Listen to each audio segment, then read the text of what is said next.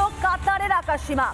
একদিকে আজ 10 ঘন্টার জন্য একাধিক জায়গা দেশে কিন্তু বিমান পরিষেবা স্থগিত করা হচ্ছে, অন্যদিকে যুদ্ধবিরতি যখন ঘোষণা করলেন ডোনাল্ড ট্রাম্প, তারপরেই খুললো কাতারে আকাশসীমা। আর আকাশসীমা চালু হতেই উড়ানও শুরু হয়েছে, কাতার এয়ারওয়েজের বিমানে উড়ান শুরু হয়েছে।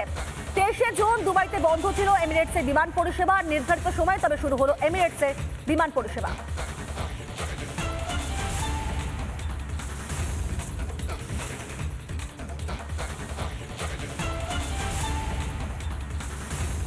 মধ্যপ্রাচ্যে যুদ্ধ পরিস্থিতি স্থগিত এবং তার মধ্যে বিমান পরিষেবার কথা বলা হচ্ছে। ভ্রমণ নির্দেশিকা জারি করেছে ইন্ডিগো বিমান কর্তৃপক্ষের।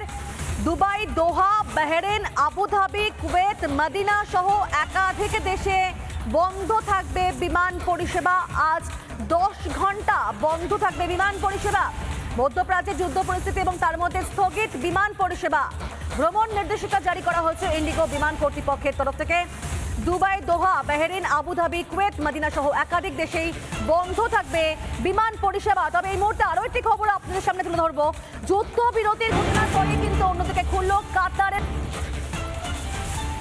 একদিকে যেখানে ইরানের হামলা ইসরায়েলের ওপর, অন্যদিকে মধ্য তেহরান অর্থাৎ যেটা ইরানের রাজধানী, সেই তেহরানে আবার হামলা ইসরায়েলের। হামলার মুহূর্তে সিসিটিভি ফুটেজ দেখাচ্ছে, আপনারা দেখতে পাচ্ছেন যে কি ভয়ঙ্কর আওয়াজ, কি ভয়ঙ্কর বিস্ফোরণের শব্দ, এবং তাতে কিন্তু বোঝা যাচ্ছে যে অভিঘাত কতটা মারাত্মক ছিল মধ্য তেহরানে, সেখানে হামলা ইসরায়েলের। এই সবটাই কিন্তু গতকালের একাধিক ভিডিওগুলো দেখাচ্ছি, অর্থাৎ এই যুদ্ধবিরতি ঘোষণার আগে যে পরপর একের পর এক হামলা চালিয়ে গিয়েছে দুই দেশ একে অপরের দিকে, সেই হামলার মুহূর্তের ছবিগুলো আরো একবার তুলে ধরছে রিপাবলিক বাংলা। মধ্য তেহরানে হামলা ইসরায়েলের, হামলার মুহূর্তে সিসিটিভি ফুটেজ দেখাচ্ছে আপনাদেরকে, কি ভয়ঙ্কর শব্দে যেভাবে একের পর এক বিস্ফোরণ হচ্ছে সেই ছবিগুলো আপনাদের সামনে।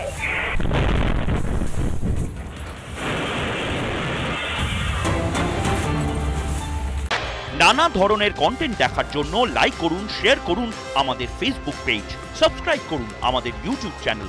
পাশাপাশি অন্যান্য ব্রেকিং নিউজের জন্য অবশ্যই চোখ রাখুন রিপাবলিক বাংলায়।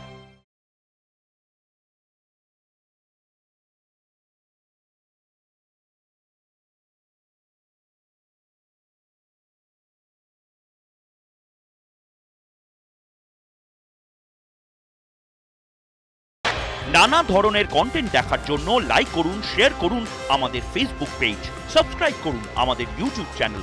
পাশাপাশি অন্যান্য ব্রেকিং নিউজের জন্য অবশ্যই চোখ রাখুন রিপাবলিক বাংলায়।